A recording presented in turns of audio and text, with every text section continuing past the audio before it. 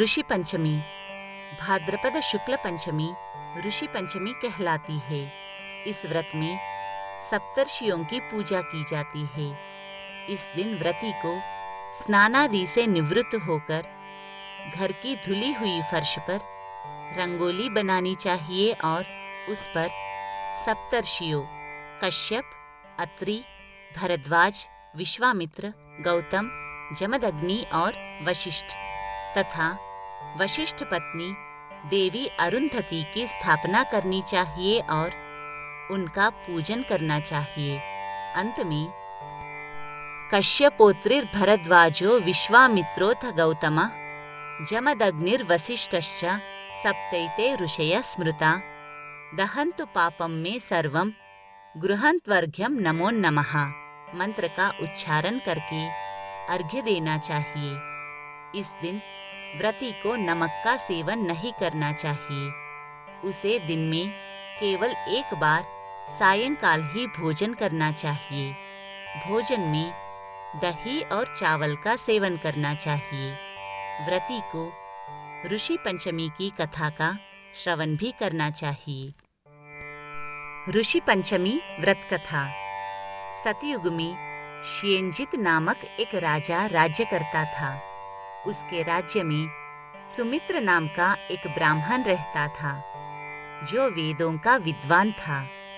सुमित्र खेती द्वारा अपने परिवार का भरण पोषण करता था। उसकी पत्नी जयश्री सती, साध्वी और पतिव्रता थी। वह खेती के कामों में भी अपने पति का सहयोग करती थी। एक बार रजस्वला अवस्था में अनजाने में उसने घर का सब कार्य किया और पति का भी स्पर्श कर लिया। दैव योग से पति पत्नी का शरीरांत एक साथ ही हुआ। रजस्वला अवस्था में स्पर्शास्पर्श का विचार न रखने के कारण स्त्री ने कुतिया और पति ने बेल की योनि प्राप्त की, परंतु पूर्व जन्म में किए गए अनेक धार्मिक कृत्यों के कारण उन्हें ज्ञान बना रहा।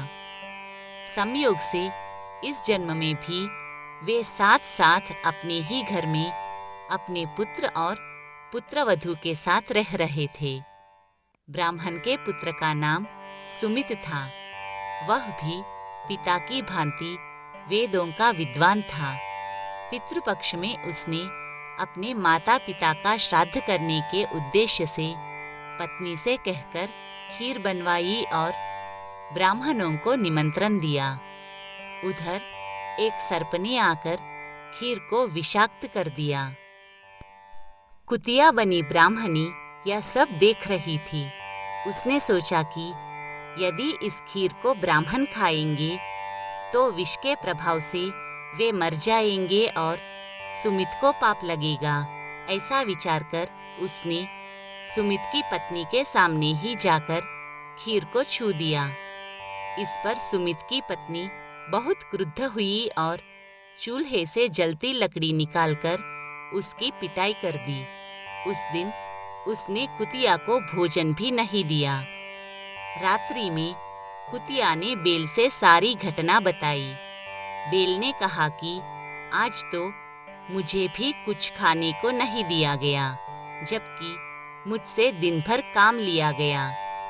सुमित हम दोनों के ही उद्देश्य से श्राद्ध कर रहा है और हमें ही भूखों मार रहा है। इस तरह हम दोनों के भूखे रह जाने से तो इसका श्राद्ध करना ही व्यर्थ हुआ। सुमित द्वार पर लेटा हुआ कुतिया और बेल की वार्ता सुन रहा था।